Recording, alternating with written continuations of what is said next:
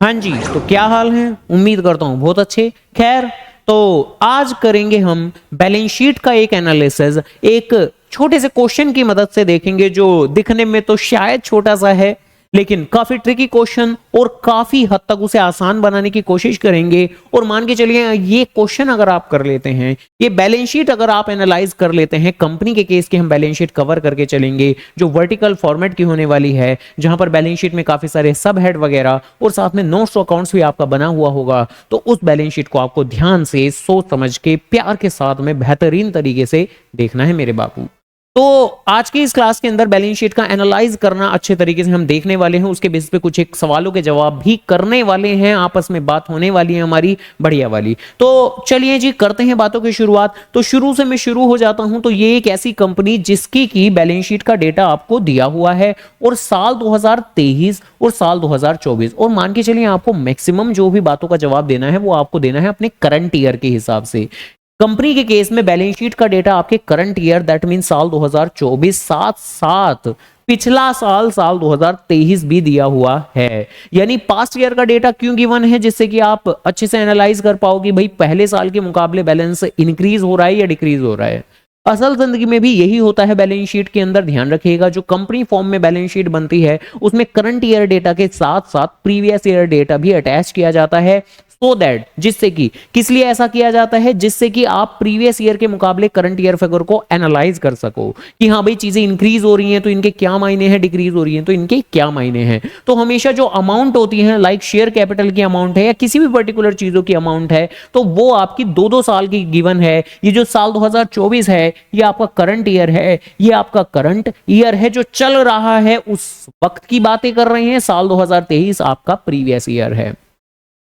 अब जैसे सबसे शुरुआती बात है कि शेयर कैपिटल आपकी अप्रॉक्स 44 लाख है और साल के अंत में यानी कि इस करंट ईयर में ये जो शेयर कैपिटल है आपकी 54 लाख है। तो बताओ लास्ट ईयर आपकी शेयर कैपिटल महज 44 लाख है और अब 54 लाख हो चुकी है अप्रॉक्स। तो शेयर कैपिटल बढ़ती कैसे है, शेयर कैपिटल बढ़ती कब है? तो शेयर कैपिटल तब बढ़ती है जब आपने शेयर इश्यू किए होंगे। तो ये जो पहली बात है जो कि शेयर कैपिटल आपकी बढ़ती हुई नजर आ रही है, ये इस बात की साफ साफ इंडिकेशन है कि आपने शेयर इश्यू किए हैं। और ध्यान रखिएगा, जब जब हम शेयर इशू करते हैं तो काफी बार हम पब्लिक में शेयर इशू करते हैं, लेकिन कई बार तो हम वेंडर लोगों को भी शेयर इशू करते हैं। हमने एक टॉपिक पढ़ा है, issue of share consideration other than cash. तो कभी कभी तो हम अपने वेंडर लोगों को भी शेयर इशू करते हैं। तो देखो अपेरेंटली शेयर कैपिटल बढ़ती हुई हमें नजर आ रही है, जिसका मतलब क्या हुआ, जिसका मतलब है कि हमने कोई ना कोई शेयर इशू जरूर किए होंगे। हमने issue at public among public भी किया हुआ हो सकता है और issue of shares to vendors भी किया हुआ हो सकता है, कोई मशीन वगैरह खरीदने के बदले में भी किया हुआ हो सकता है। अगली बात, रिजर्व एंड सरप्लस का बैलेंस भी 2 लाख से बढ़कर 3,60,000 हो रहा है, यानी रिजर्व्स का बैलेंस भी बढ़ रहा है, रिजर्व्स भी हमारे बढ़ रहे हैं। और इस रिजर्व के लिए उन्होंने कहा हुआ है कि अगर आपको डिटेल चेक करनी है तो आप नोट नंबर 2 में जाके चेक कर सकते हैं जरा आराम से। आमतौर पर रिजर्व के अंदर वैसे तो रिजर्व काफी सारे तरीके के होते हैं, बट फेमसली जो हमारे रिजर्व हैं वो है हमारी securities premium reserve, general reserve और कैपिटल रिजर्व। और जिसमें से स्पेशली अगर मैं सिक्योरिटीज प्रीमियम की बात करूं, जैसे जरा इसे गायब कर दें, है ना, कर दूं गायब। तो अगर मैं इस क्वेश्चन के अंदर अगर सपोज करो बात करूं तो यहां मुझे नीचे दिया हुआ है, ये रहा मेरा रिजर्व एंड सरप्लस का नोट, जहां पर मेरा एक कैपिटल रिजर्व दिया हुआ है, सिक्योरिटीज प्रीमियम दिया हुआ है, और यहां पर भी साल 2023 से साल 2024 पर बैलेंस ही मेरा इंक्रीज होता हुआ नजर आ रहा है। 2 लाख से बैलेंस 3,20,000 हो रहा है, 2 लाख से बैलेंस मेरा 3,20,000 हो रहा है। तो सिक्योरिटीज प्रीमियम के भी बैलेंस के बढ़ने का क्या मतलब हुआ कि जो हमने शुरुआत में क्या कहा था कि शेयर कैपिटल बढ़ रही है, इंक्रीज हो रही है, तो शेयर इश्यू हुए होंगे, शेयर इशू हुए होंगे। और अब सिक्योरिटीज प्रीमियम का भी बैलेंस 2 लाख से बढ़कर 3,20,000 हो रहा है, तो यानी जो शेयर इशू हुए होंगे वो इशू एट पार नहीं हुए होंगे, वो इशू एट प्रीमियम हुए होंगे। तो देखिए ये थोड़ा सा मान के चलिए, आमतौर पर जो हम नॉर्मल पढ़ाई के अंदर नॉर्मल क्वेश्चंस करते हैं उनके मुकाबले थोड़े अलग तरह के क्वेश्चन हैं, थोड़े एनालिसिस के क्वेश्चन हैं, और अगर आप इनको अच्छे से अंडरस्टैंड करते हैं तो आप बैलेंस शीट तो समझते ही हैं, बैलेंस शीट तो समझते ही, एक ट्रेमेंडियस नॉलेज गेन करते हैं जो आपको असल जिंदगी में भी काम आएगी। कि किसी भी कंपनी की बैलेंस शीट देखते ही आप उसकी नब्ज पकड़ जाएं कि हाँ भाई इसकी क्या कहानी है क्या नहीं है, इसने आज तक कितने शेयर इशू किए हुए हैं, किसको किए हुए हैं, आगे भी कर सकती है या नहीं कर सकती, और जब शेयर इशू किए थे कितने भाव पर किए थे। तो ये बैलेंस शीट देखते के साथ ही इवन डायरेक्टर लोगों से आप सवाल भी नहीं पूछोगे बल्कि उन्हें खुद ही बातें बताना शुरू कर दोगे। तो नॉलेज पर्सपेक्टिव से काफी इंपॉर्टेंट है, और कुछ एक सवालों के जवाब भी हम लोग करेंगे, तो वो जरा धीरे धीरे से। अब देखो, शुरुआत में हमने कहा था यहां हमारी बैलेंस शीट दी हुई है, ठीक है जी, शेयर कैपिटल और रिजर्व सरप्लस के बैलेंस दिए हुए हैं, ठीक है जी, ओके। उसके बाद में रिजर्व सरप्लस का नोट्स तो हमने देख लिया, जहां पर सिक्योरिटीज प्रीमियम का बैलेंस इंक्रीज हो रहा है, जिस बात का मतलब है जो हमने शेयर इशू किए हैं वो प्रीमियम पर शेयर इशू किए हैं। देन इसके बाद में शेयर कैपिटल की अगर बात करूं तो शेयर कैपिटल का भी इन्होंने नोट दिया हुआ है। अब देखो, शेयर कैपिटल का नोट देने के लिए इन्होंने दो जगह इसका नोट दिया हुआ है, पहले साल 2023 का नोट दिया हुआ है और उसके बाद में साल 2024 का नोट दिया हुआ है। थोड़ा सा और छोटू करूं इसको, खैर ज्यादा अच्छे नजर आएगा आपको। फिर तो पहले दिया हुआ है इन्होंने साल 2023 का नोट और उसके बाद में दिया हुआ है साल 2024 का नोट्स टू अकाउंट, जहां इनकी authorise share capital 8 lakh shares की नजर आ रही है। 8 लाख शेयर्स की ऑथराइज शेयर कैपिटल का मतलब कि ये कंपनी थ्रू आउट द अपनी जिंदगी, पूरी अपनी life time of the company 8 lakh share issue कर सकती है, जिसमें से उसने अप्रॉक्स आधे शेयर यानी 4.5 लाख शेयर इशू किए हुए हैं। हाँ, उस 4.5 लाख को इन्होंने दो हिस्सों में बांटा हुआ है, subscribed and fully paid and subscribed and not fully paid. यानी डेफिनेटली कोई ना कोई नालायक लोग भी जरूर होंगे जिन्होंने डिफॉल्ट किया होगा। Subscribed and not fully paid में कितने शेयर्स नजर आ रहे हैं, तो यहां पर नजर आ रहे हैं हमें कितने कितने कितने 5000 शेयर्स लगभग। तो 5000 शेयर होल्डर वो होंगे जिन्होंने कुछ डिफॉल्ट वगैरह किया हुआ होगा। चलो जी, ठीक बात है। तो अभी तक की हमें ये कहानी समझ में आती है कि 8 लाख हमारी ऑथराइज शेयर कैपिटल है, यानी हम थ्रू आउट द जिंदगी 8 लाख शेयर इशू कर सकते हैं। उसमें से 4.5 लाख इशूड शेयर कैपिटल है, दैट मीन्स हम अपनी आधी कैपेसिटी एग्जॉस्ट कर चुके हैं। 4.5 लाख शेयर इशू किए कर चुके हैं, और उस 4.5 लाख यानी 4,50,000 शेयर्स में से 4,45,000 तो अच्छे लोग हैं, उन्होंने तो फुल्ली पे किया हुआ है। लेकिन ये 5,000 वालों ने थोड़ा सा डिफॉल्ट किया हुआ है, और जितना डिफॉल्ट किया हुआ है यानी कि नॉट पेड, वो 10,000 रुपए इन्होंने यहां पर माइनस किया हुआ है। तो कॉल सीनियर्स वैसे भी हम जानते हैं कि जो डिफॉल्टेड मनी होती है वो हम माइनस ही कर दिया करते हैं, ठीक है जी, ओके। और साल 2024 पे मैं अगर आऊं तो ये जो इशूड शेयर कैपिटल है ये बढ़कर 45 लाख से इंक्रीज होकर 55 लाख हो रही है। यानी इस बात की ये साफ साफ इंडिकेशन है कि ये जो इशूड शेयर कैपिटल है ये अगर बढ़ रही है तो हमने during the year share issue किए हैं। और ये कंक्लूजन तो हमने पहले ही निकाला था, अब तो हम नोट्स पढ़ रहे हैं, नोट्स में भी हमें सेम बातें ही नजर आ रही हैं, 45 से 55 हो रहा है तो हमने शेयर इशू किए हैं। लेकिन ये कंक्लूजन तो हमने ऊपर ही निकाल लिया था, जहां कहीं भी हमने देखा था कि जो हमारे शेयर्स हैं वो मेरे इंक्रीज हो रहे हैं, तो हमने शेयर इशू ही किए हैं। हाँ, पहले हमें नोट्स दिए हुए हैं साल 2023 के और बाद में दिए हुए साल 2024 के। जो साल 2024 के नोट्स दिए हुए हैं उसमें मेन इंपॉर्टेंट बात ये कि भाई 4.5 लाख की ऊपर है शेयर कैपिटल, नीचे है 5.5 लाख की, यानी कि 1 लाख के शेयर इशू किए हैं। अब 1 लाख में से 40,000 के जो शेयर्स हैं वो हमने किसी वेंडर्स को दिए हैं। जैसा कि मैंने कहा था कि भाई इशू जो होता है वो पब्लिक के बीच में भी होता है और कभी कभी हम वेंडर लोगों को भी देते हैं। मशीन खरीदने के बदले शेयर्स दे दिया, फर्नीचर खरीदने के बदले शेयर्स दे दिया, या किसी का बिजनेस खरीद लिया तो शेयर्स दे दिया। तो इन शॉर्ट 40,000 शेयर्स हमने वेंडर्स को दिए हैं, तो रिमेनिंग जो 60,000 शेयर 60,000 शेयर्स होंगे वो हमने पब्लिक के बीच में इशू किए होंगे, ठीक है जी, ओके। तो इतनी बातें समझ में आ जाती हैं हमें, खैर ठीक है। और आगे चलकर ये डिफॉल्ट अभी भी कंटिन्यूड है। साल 2024 के भी जो नोट्स ऑफ अकाउंट्स है उसमें भी ये डिफॉल्टेड मनी माइनस की हुई है इन्होंने। चलो जी, ठीक बात। और जो ऊपर हमने अभी पढ़ा कि 40,000 शेयर्स हमने कुछ वेंडर लोगों को दिए हैं, उसकी नीचे इंफॉर्मेशन इन्होंने यहां पर दी हुई है कि हाँ, जो कंपनी है उन्होंने किसी का बिजनेस खरीदा है क्यूपा लिमिटेड का, जिसके एसेट्स हैं इतने के, लायबिलिटी है इतने की, और परचेज कंसिडरेशन जो है वो शेयर्स के थ्रू पे हुई है एट अ पार। हालांकि हम जानते हैं जब कभी भी किसी का बिजनेस खरीदा जाता है तो या तो हम बिजनेस की वर्थ से ज्यादा पेमेंट करते हैं, अगर ज्यादा पेमेंट करते हैं तो वो होती है गुडविल, और कभी कभी कम पेमेंट करते हैं तो वो होता है एक तरह का फायदा, दैट मींस कैपिटल रिजर्व। तो यहां एक फायदा हुआ है 40,000 रुपए का, ठीक है जी, ओके। तो देखो ओवरऑल ये सब कुछ कहानी है इस क्वेश्चन के अंदर। मैं बता चुका हूं कि आपकी शेयर कैपिटल बढ़ रही है, शेयर कैपिटल बढ़ने के साथ, इंक्रीज होने के साथ साथ सिक्योरिटीज प्रीमियम का बैलेंस भी इंक्रीज हो रहा है। शेयर कैपिटल के बढ़ने का मतलब होता है, इंक्रीज होने का मतलब होता है कि हमने कोई शेयर इशू किए हैं। अगर इस क्वेश्चन के हिसाब से फिर से मैं रिकॉल कर रहा हूं आपको, तो बेशक जो शेयर है हमने इशू किए हैं, लेकिन यहाँ दिया हुआ है कि 1 लाख शेयर भरे हैं, लेकिन उसमें से 40,000 शेयर्स हमने वेंडर्स को दिए हैं। दैट मींस रिमेनिंग 60,000 शेयर्स हमने पब्लिक के बीच में शेयर इशू किए हैं। साथ ही साथ जो शेयर हमने इशू किए हैं रिजर्व सरप्लस में भी सिक्योरिटीज प्रीमियम का बैलेंस मेरा इंक्रीज होता हुआ नजर आ रहा है, जो इस बात की इंडिकेशन है कि जो हमने शेयर्स इशू किए हैं वो हमने प्रीमियम पे किए हैं। हालांकि ये जो ऊपर वाली लाइन थी, तो यहां पर तो इन्होंने साफ तौर, ऊपर नहीं सॉरी नीचे इंफॉर्मेशन गिवन थी कि जो वेंडर लोग हैं उनको तो जो हमने शेयर इशू किए हैं वो पार पे किए हैं, और इस बात का मतलब हुआ कि वेंडर लोगों को जो हमने शेयर दिए वो पार पे दिए, यानी पब्लिक को जो हमने शेयर्स दिए हैं वो प्रीमियम पर डेफिनेटली हमने दिए हुए होंगे। चलो जी ठीक बात है। खैर,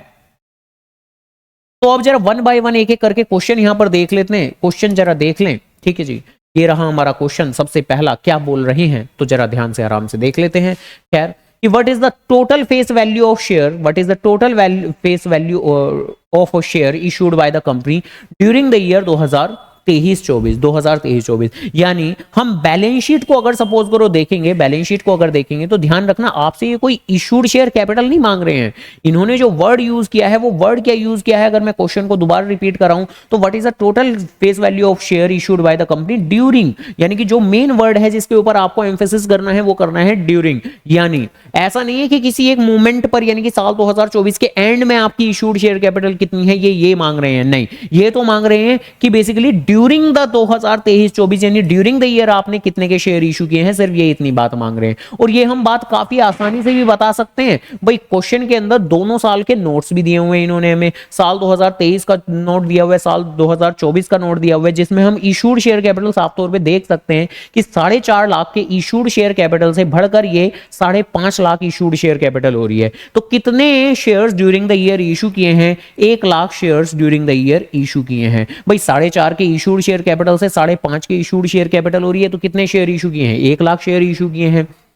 और एक शेयर कितने का है, एक शेयर 10 रुपए का है, एक शेयर कितने का है तो एक शेयर 10 रुपए का है, तो इस हिसाब से वैल्यूएशन के हिसाब से क्या बनेगा, 10 लाख रुपए। तो जो सवाल है कि ड्यूरिंग द ईयर, यानी उन्होंने ना साल की शुरुआत की इशूड शेयर कैपिटल मांगी ना साल के आखिरी की इशूड शेयर कैपिटल मांगी, उन्होंने पूछा ड्यूरिंग द ईयर हमने कितना इशू किया, तो 1 लाख एडिशनल शेयर इशू किए गए हैं, तो उनकी वैल्यूएशन बनी हमारी 10 लाख रुपए। तो इसी के साथ जो हमारा ये सबसे पहला सवाल है इसका तो जवाब हमारा हो गया ए पार्ट 10 लाख रुपए। ठीक है जी, ओके। इसके बाद में कह रहे हैं कि शेयर इशूड फॉर कैश, हम जानते हैं हमने कुछ जो शेयर हैं वो वेंडर लोगों के बीच में इशू किए हैं, और कुछ जो शेयर हैं वो हमने कैश में इशू किए हैं, यानी ये बात कर रहे हैं पब्लिक इशू की।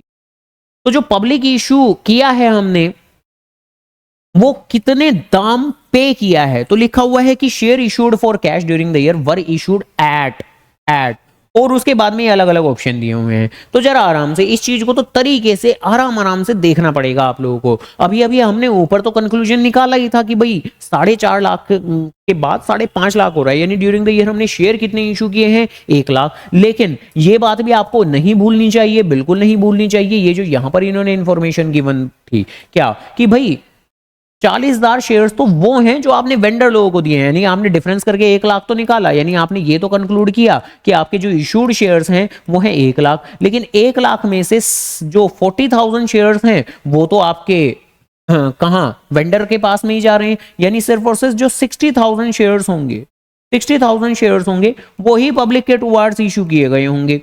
चलो जी ठीक बात है। तो यानी इससे हमें कंक्लूजन यही निकला कि भाई पब्लिक के बीच में जो है वो सिर्फ 60,000 शेयर्स का ही है। ओके जी, ये भी हो गई बात हमारी। और इसके अलावा यहां इन्होंने ये भी साफ तौर पे लिखा हुआ है, साफ साफ शब्दों में लिखा हुआ है कि जो वेंडर लोगों को हमने शेयर्स दिए थे वो तो हमने पार पे दिए थे, यानी कि उनका प्रीमियम से कोई लेना देना नहीं है। यानी ये जो प्रीमियम में इंक्रीमेंट हो रही है, प्रीमियम में कितनी इंक्रीमेंट हो रही है भाई, पहले था 2 लाख, बाद में है 3,20,000, यानी ड्यूरिंग द ईयर हमने कितना एडिशनल प्रीमियम जनरेट किया, तो हमने ड्यूरिंग द ईयर दोनों को माइनस कर देंगे हम।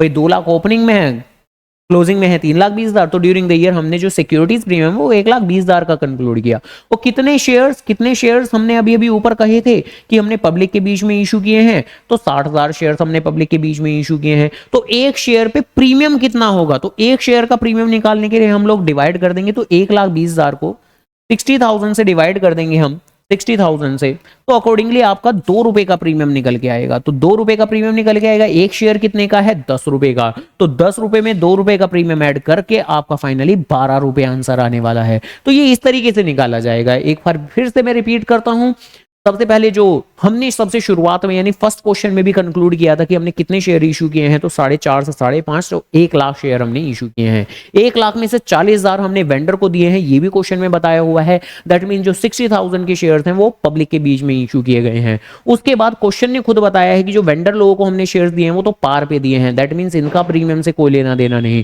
तो 60,000 शेयर्स इशू किए गए, 1,20,000 डिफरेंस अमाउंट हम लोगों ने निकाला, तो 1,20,000 का प्रीमियम 60,000 शेयर्स, तो डिवाइड करके एक शेयर का प्रीमियम निकाला। एक शेयर वैसे तो 10 रुपए का है, तो 2 रुपए मिला के हमारा 12 रुपए का प्रीमियम हो गया। तो डन जी डन, 12 रुपए हमारा इस तरह से आंसर आया क्वेश्चन नंबर सेकंड का। क्वेश्चन नंबर थर्ड, जहां कह रहे हैं कि भाई कंपनी ने फॉरफिट कर दिया जितने भी डिफॉल्टेड शेयर्स थे, और मांग क्या रहे हैं फाइनली, तो मांग रहे हैं बताओ कितनी अमाउंट शेयर फॉरफिटेड अकाउंट में आएगी। तो हमें पहले से मालूम होना चाहिए कि देखो जैसे ही कंपनी शेयर फॉरफिट कर देती है तो शेयर फॉरफिटेड अकाउंट में तो उतना डाला जाता है जितना शेयर होल्डर लोगों ने पे कर दिया होगा। यानी जो हमारा मेन कंसर्न रहने वाला है, पहली बात तो डिफॉल्टेड शेयर्स के केस में रहेगा। यानी कितने भी शेयर्स हो, 1 लाख शेयर्स हो, 4.5 लाख हो, जो मर्जी हो, हमें लेना देना है डिफॉल्टेड शेयर से। तो डिफॉल्टेड शेयर से लेना देना है और उनका शेयर फॉरफिट हो रहे हैं और हमें फिलहाल शेयर फॉरफिटेड अकाउंट की अमाउंट मांग रहे हैं, तो उसमें तो इतना डाला जाता है जितना शेयर होल्डर पे कर चुका होता है। तो बस उसी हिसाब से अगर हम ऊपर जाएंगे तो यहां पर हमें डिफॉल्टेड शेयर्स बताए हुए हैं। सब्सक्राइबर नॉट फुल्ली पेड में ये जो 5,000 इक्विटी शेयर्स हैं हमारे डिफॉल्टेड शेयर्स हैं। जो बाकी के सब्सक्राइबर फुल्ली पेड हैं वो तो अच्छे लोग हैं, वो तो अच्छे लोग हैं, प्यारे लोग हैं, वो तो सारी पेमेंट कर देते हैं। बट ये जो सब्सक्राइबर नॉट फुल्ली पेड हैं यही वो नालायक है जिन्होंने थोड़ा बहुत कुछ डिफॉल्ट किया हुआ है। तो 5,000 इक्विटी शेयर्स हैं ऐसे जो डिफॉल्टेड शेयर्स हैं। वैसे तो एक शेयर 10 रुपए का है, लेकिन उसमें से 2 रुपए पे नहीं किए। जैसा कि हमने कहा था कि हमारा तो मेन कंक्लूजन है कि कितना पैसा उन्होंने पे कर दिया। तो अगर 10 में से 2 रुपए पे नहीं किए, ये बताया हुआ है कि 2 रुपए पे नहीं किए, तो कितना पैसा पे कर दिया उन्होंने, तो उन्होंने 8 रुपए पे कर दिए होंगे। तो 5,000 शेयर्स के हिसाब से 8 रुपए के हिसाब से उन्होंने 40,000 रुपए पे कर दिए होंगे। तो बस यही अपना आंसर बनने वाला है।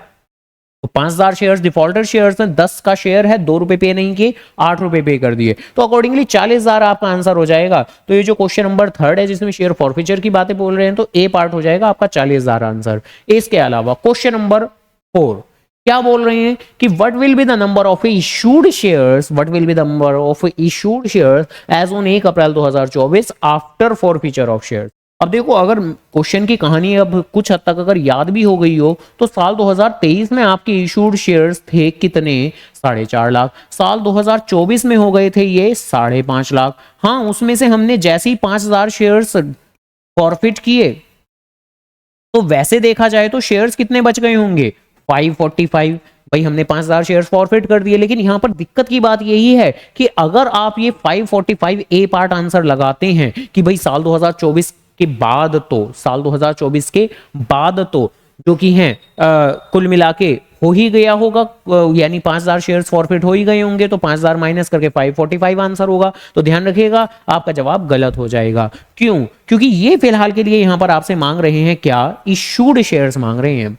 यानी ये आपसे कोई सब्सक्राइब शेयर्स नहीं मांग रहे। इशूड शेयर कैपिटल तो आपकी एज इट इज सेम रहती है, जैसे ऑथराइज शेयर कैपिटल हमारी बैलेंस शीट का हिस्सा नहीं होती, उसको तो हम सिर्फ रिप्रेजेंटेशन पर्पस के लिए दिखाते हैं। ऐसी जो इशूड शेयर कैपिटल है वो भी हमारी बैलेंस शीट का हिस्सा नहीं होती। जो हमारी बैलेंस शीट का हिस्सा बनते हैं वो तो उम्मीद करूंगा याद होगा आप लोगों को कि सबसे पहले हम ऑथराइज शेयर कैपिटल दिखाते हैं जो मेरी बैलेंस शीट का हिस्सा नहीं होता, उसके बाद इशूड शेयर कैपिटल वो मेरा बैलेंस शीट का हिस्सा नहीं होता, ये जो सब्सक्राइब शेयर कैपिटल होती है ये मेरी बैलेंस शीट का हिस्सा होती है। हाँ, अगर इसके अंदर बात करता मैं, अगर क्वेश्चन इसके बारे में पूछता कि सब्सक्राइब शेयर कैपिटल कितनी होगी 31 मार्च 2024 पे, तो 5,000 के शेयर फॉरफिट करने के बाद ऑब्वियसली 5,45,000 होगी। लेकिन ये तो मांग रहे हैं इशूड शेयर कैपिटल जिसका फॉरफीचर से कोई फर्क नहीं पड़ेगा, तो इसका आंसर आपको 5,50,000 ही लगाना है, ध्यान रखिएगा। अगर साल 2023 के बारे में पूछें तो 4.5 लाख आंसर होता, साल 2024 पूछ रहे हैं तो 5.5 लाख आंसर होगा। तो वो जो 5,000 का फॉरफीचर है वो आपको कंसीडर नहीं करना, क्योंकि वो इशूड शेयर कैपिटल के बारे में पूछ रहे हैं जो आपकी बैलेंस शीट का हिस्सा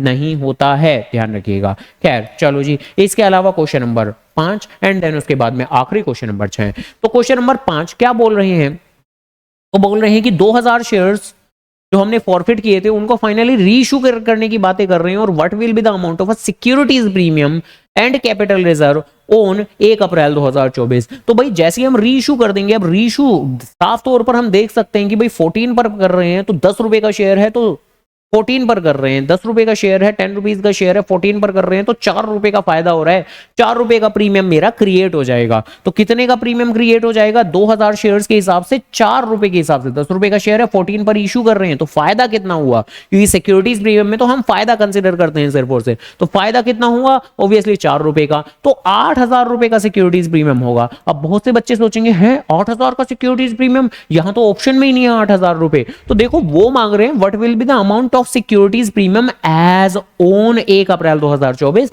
यानी बैलेंस शीट के पॉइंट ऑफ व्यू से। अब बैलेंस शीट में पुराना भी तो होगा सिक्योरिटीज प्रीमियम, अब अगर बैलेंस शीट में आप पुराना सिक्योरिटीज प्रीमियम चेक करोगे तो वो आपको नजर आ जाएगा, वो है आपका कितना कितना कितना, ये रहा 3,20,000। भाई रीइश्यू से पहले 3,20,000 का है, और हमने अभी अभी क्या कंक्लूड किया था कि 8,000 का होगा, तो बस 3,20,000 का पुराना और 8,000 नया, जो हमने अभी अभी कहा 3,20,000 हमारा पुराना है और 8,000 हमारा 2,000 शेयर्स के हिसाब से 4 रुपए के हिसाब से 8,000, तो अकॉर्डिंगली 3,28,000। और अच्छा हाँ, ये भी कैसे कह सकते हैं हम, अभी तो 3,28,000 के तो दो ऑप्शन है ना, 3,28,000 के तो दो ऑप्शन है। तो कैपिटल रिजर्व भी मांग रहे हैं। अब कैपिटल रिजर्व के बारे में हमें पता होना चाहिए, क्या पता होना चाहिए, क्या बोल रही हैं कि what will be the amount of securities premium and capital reserve. ठीक है जी, ओके। तो हम जानते हैं, क्या जानते हैं हम, कि शुरुआत में फोरफीचर होता है, फोरफीचर के वक्त फायदा होता है, और फिर बाद में हम काफी सारा पैसा जो कि है कैपिटल रिजर्व के बीच में ट्रांसफर कर देते हैं। कितना पैसा हम कैपिटल रिजर्व में ट्रांसफर करते हैं? तो फोरफीचर के वक्त जितना भी फायदा हो, फोरफीचर के वक्त जितना भी फायदा हो, माइनस रीइश्यू के दौरान जितना भी नुकसान हो। लेकिन अब मेन बात यह है कि भाई रीइश्यू पर नुकसान तो हुआ नहीं, कोई भी रीइश्यू पर कोई भी नुकसान तो नहीं हुआ, तो फोरफीचर के वक्त फायदा कितना हुआ है? तो फायदा आपको याद होगा 8 रुपए के हिसाब से था, क्योंकि हर एक शेयर होल्डर ने 10 में से 2 रुपए नहीं दिए थे, तो 8 रुपए दिए थे, तो फायदा जो था वो 8 रुपए के हिसाब से था। फिलहाल हम 2000 शेयर ही रीइश्यू किए हैं, तो 2000 के हिसाब से ही सोचेंगे, तो 2000 इंटू 8, तो 16,000 रुपए का फायदा होगा आपका। तो डन। जो कैपिटल रिजर्व पुराना है, पुराना कैपिटल रिजर्व कितना है? जैसे सिक्योरिटीज प्रीमियम ने हमने पुराना सिक्योरिटीज प्रीमियम देखा, तो कैपिटल रिजर्व में पुराना कैपिटल रिजर्व है 40,000 रुपए का, और अभी अभी हमने कैलकुलेट किया 16,000 का, तो बस अकॉर्डिंगली आपका 56,000 का आपका बन जाएगा कैपिटल रिजर्व। तो इसी के हिसाब से हाँ, बी ही आपका आंसर होगा। अगली बात कि what will be the amount subscribed and fully paid up after reissue of these shares. तो जरा आराम से भाई देखा जाए क्या देखा जाए। शुरुआत में अगर मैं शेयर कैपिटल की बात करूं तो वो थी आपकी 4.5, बाद में हो गई थी 5.5 लाख शेयर्स के हिसाब से, और बाद में 5,000 शेयर्स जो कि थे वो आपके कैंसल कर दिए गए थे, तो बची कितनी 545 के हिसाब से। लेकिन बाद में 2000 शेयर्स फिर से रीइश्यू कर दिए गए, तो बाद में कितनी हो गई आपकी 5,47,000 के हिसाब से, और बस इसकी वैल्यूएशन सोचनी है अब आपको 10 रुपए के हिसाब से, तो कितनी बन जाएगी 54,70,000। तो 54,70,000 तो अकॉर्डिंगली सी पार्ट आंसर होगा। तो ये कॉम्प्लिकेटेड क्वेश्चन था, लिटरली ये काफी ज्यादा कॉम्प्लिकेटेड क्वेश्चन था, ठीक ठाक क्वेश्चन बनाया हुआ है। अगर रेफरेंसिंग की बात करूं तो सीबीएसई सैंपल पेपर साल 2024-25 के अंदर ये क्वेश्चन गिवन है आपका। तो अच्छा क्वेश्चन है, काफी ठीक ठाक क्वेश्चन है, काफी कंसेप्ट आपके बनते हैं, बैलेंस शीट की अंडरस्टैंडिंग बनती है कि ऑथोराइज शेयर कैपिटल क्या होती है, इशूड शेयर कैपिटल क्या होती है, इसके बढ़ने का क्या मतलब है, सिक्योरिटीज प्रीमियम के बैलेंस के बढ़ने इंक्रीज होने का क्या मायने हैं, कैपिटल रिजर्व की क्या इन्वॉल्वमेंट है इन सारी चीजों में। तो चलिए खैर फिलहाल मेरी बात अभी यही खत्म होती है। अगर आपको इस पर्टिकुलर क्वेश्चन के अंदर, किसी भी क्वेश्चन के अंदर कोई दिक्कत परेशानी दुविधा आती है तो जरूर पूछिए, अदरवाइज तो जैसा ही कहते हैं अकाउंट्स अवेलेबल है ही, अकाउंट्स अवेलेबल है। Okay done, tata bye bye, take care.